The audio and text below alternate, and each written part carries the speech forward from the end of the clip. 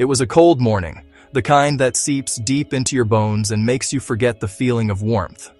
Rain fell in soft, persistent lines against the gray canvas of the city.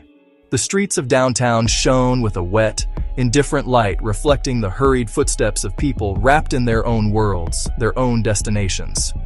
Few people looked back, their gazes fixed forward. On a small, cold stone step near a bustling cafe sat a man named Tom. This step was his bedroom most nights, a small claim on a world that had otherwise pushed him to the margins. He was wrapped in a worn coat that had long ago lost its battle with the cold, and his shoes were thin and soaked through. Everything he owned was tucked into a small, tattered bag beside him. The gentle patter of rain on his face was his alarm clock.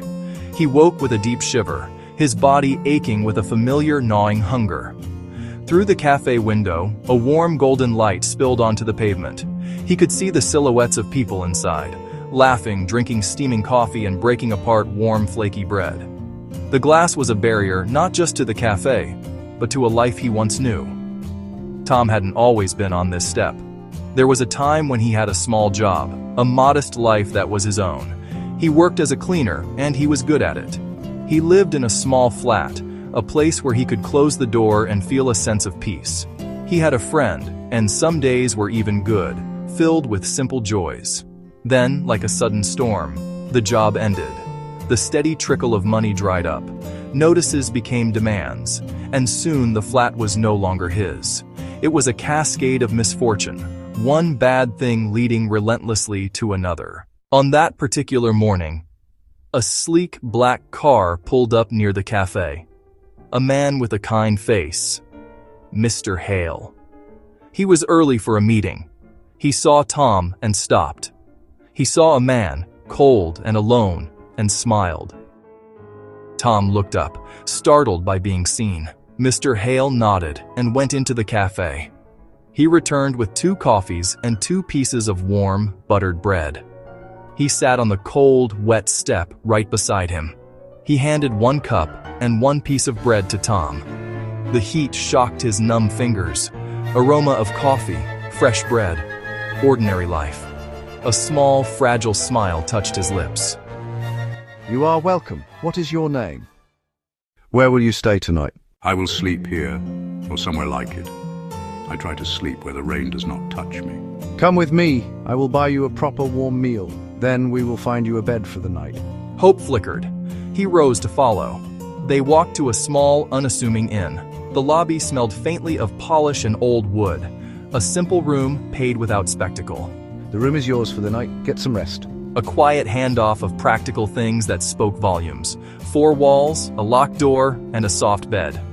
A long, hot shower washed away grime and despair. A small joy bloomed.